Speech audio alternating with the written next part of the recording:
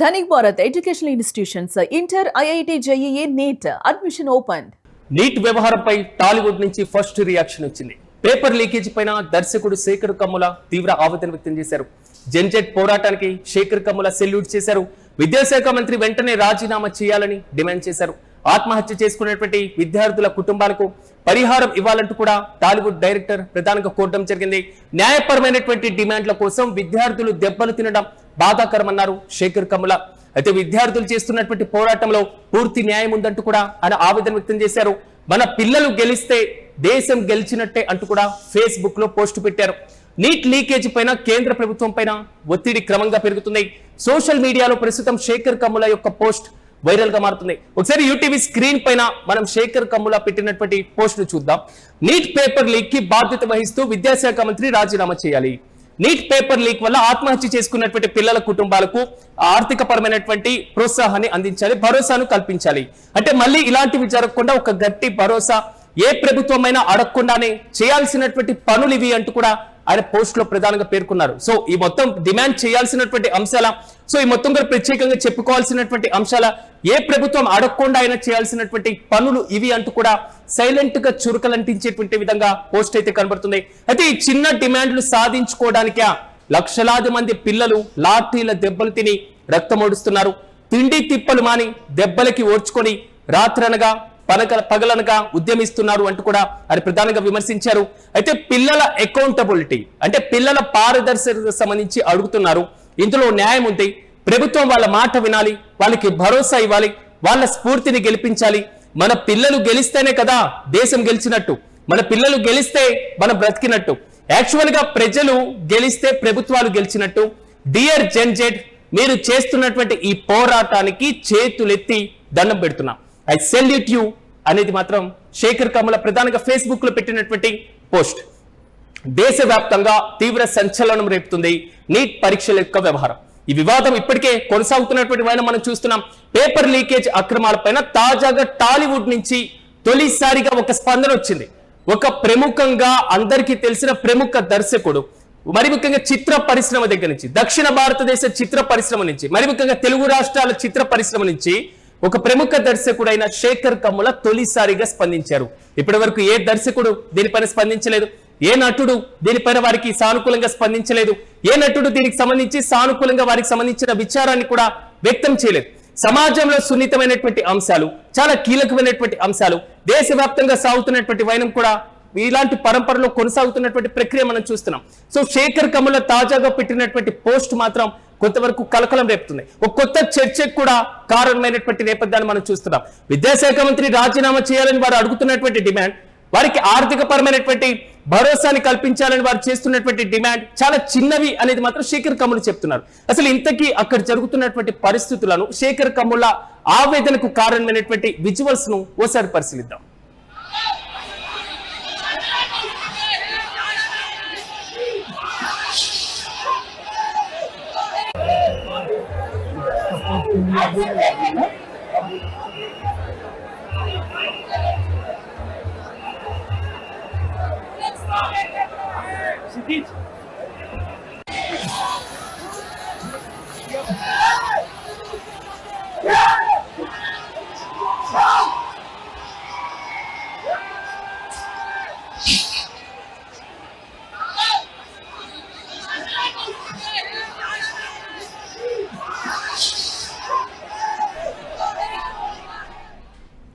శేఖర్ కమ్ముల గురించి ప్రత్యేకంగా చెప్పుకోవాల్సినటువంటి అవసరం లేదు. తెలుగు రాష్ట్రాలు సుపరిచితమైనటువంటి దర్శకుడు. ఒక ఆడపిల్లకి న్యాయం చేయలేని ముఖ్యమంత్రి ఉంటే ఎంత, లేకపోతే ఎంత. ఇది లీడర్ సినిమాలో మనం చూసేటువంటి డైలాగ్. కానీ నిజంగా వాస్తవంగా ముఖ్యమంత్రి స్థాయిలో ఉన్నటువంటి వ్యక్తులు స్పందించాల్సినటువంటి తీరుకు సంబంధించి లీడర్ సినిమాలో ప్రజా సమస్యలను లేవనెత్తేటువంటి అంశం పైన క్లియర్ కట్ గా ప్రేక్షకుల ముందు ఉంచారు. కానీ ఇప్పుడు సమాజంలో జరుగుతున్నటువంటి అంశాలపైన, సమాజంలో జరుగుతున్నటువంటి ఉద్యమాలపైన కూడా సామాజిక స్పృహతో ఒక డైరెక్టర్ స్పందించినటువంటి తీరు మాత్రం అందరినీ ఆకట్టుకుంటుంది. ప్రకాష్ రాజ్ బహుశా ఇప్పటి వరకు ఒకసారి ఆయన స్పందించారు. ఇప్పటికే దీంట్లో పూర్తి స్థాయిలో ఆయన కూడా యాక్టివ్ గా రోల్ పోషిస్తున్నారు. ఆయన కూడా విమర్శలు ఎదుర్కొంటున్నటువంటి ఆయన. మరి ముఖ్యంగా బీజేపీ ఎన్డీఏ కూటమికి సంబంధించిన సానుభూతి పరులు విపరీతంగా ప్రకాష్ రాజ్ పైన ట్రోల్స్ కూడా మొదలు పెట్టారు. ఆయన పైన కామెంట్ చేస్తున్నారు, విపరీతంగా ప్రశ్నల వర్షం కురిపిస్తున్నారు. రాజద్రోహం, దేశద్రోహం అనేటువంటి ఆరోపణలు కూడా వ్యక్తమైనటువంటి సందర్భాలు మనం చూసాం. నెక్స్ట్ శేఖర్ కమ్ముల కూడా ప్రకాష్ రాజ్ జాబితాలో చేరబోతున్నారా?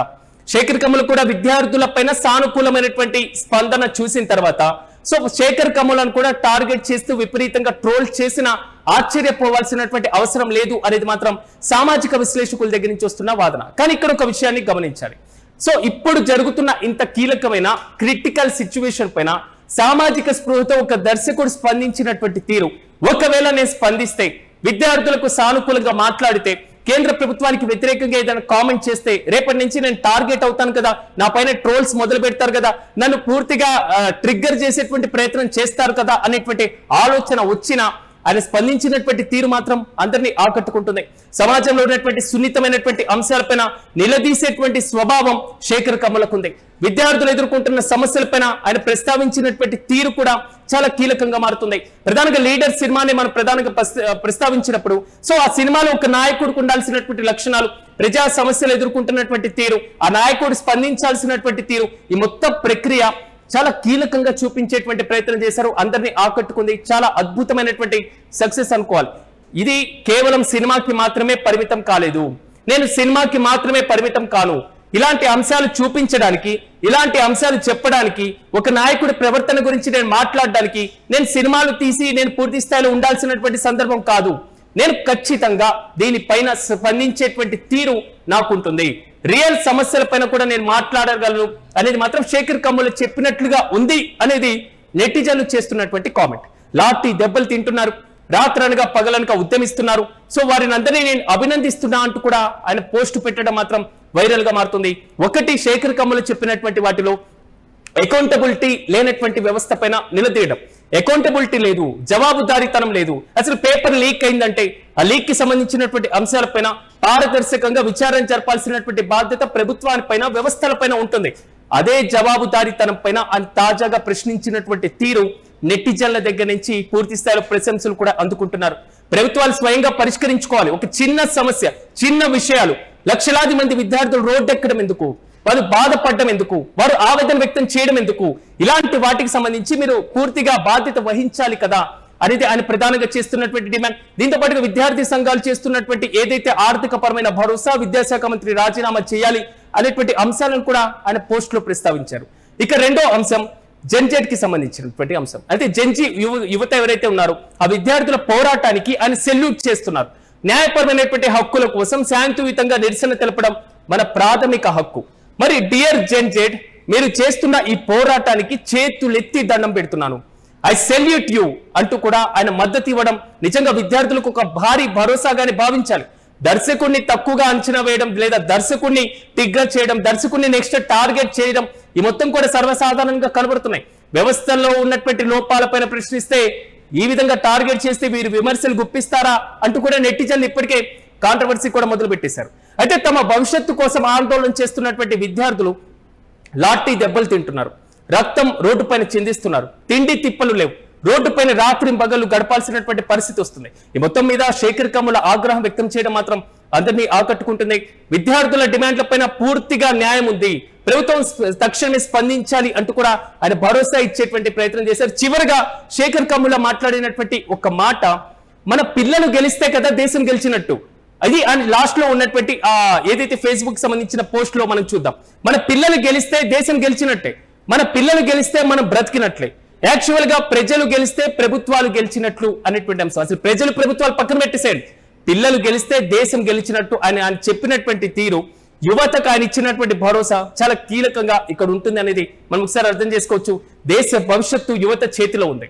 ఇది ఈయన చాలా స్పష్టంగా చెప్పడం జరిగింది. మన పిల్లలు గెలిస్తే దేశం గెలిచినట్టు, మన పిల్లలు గెలిస్తే మనం బ్రతికినట్లు, మన భవిష్యత్తు మొత్తం కూడా పిల్లలే, దేశ భవిష్యత్తు కూడా పిల్లలే, ప్రజలు గెలిస్తే ప్రభుత్వాలు గెలిచినట్టు కూడా ఆయన రాసుకొచ్చినటువంటి తీరు. ఇంతకు శేఖర్ కమ్ముల తాజా పోస్ట్ పైన మీరేమనుకుంటున్నారు? ఎందుకంటే నీట్ పేపర్ లీకేజ్ కి సంబంధించి ఇప్పటికే ప్రకాష్ రాజ్ అయితే గ్రౌండ్ లెవెల్లో వర్క్ చేస్తున్నారు, వారితో కలిసి పూర్తి స్థాయిలో పోరాటంలో, ఉద్యమంలో ఉన్నారు. ఆయన పైన కూడా కాంట్రవర్సీస్ మొదలైనవి. రేపు శేఖర్ కమ్ముల పైన కూడా ఇలాంటి కాంట్రవర్సీస్ మొదలవుతాయి. కానీ వాటికి ఎక్కడ తగ్గకుండా ఆయన పోస్ట్ పెట్టినటువంటి తీరు మాత్రం చాలా మంది అభినందనలు కూడా ఒక ప్రధానమైనటువంటి కారణంగా తెలుస్తుంది. అయితే ఈ పోస్ట్ పైన మీ అభిప్రాయాన్ని కామెంట్ లో తెలియజేయండి.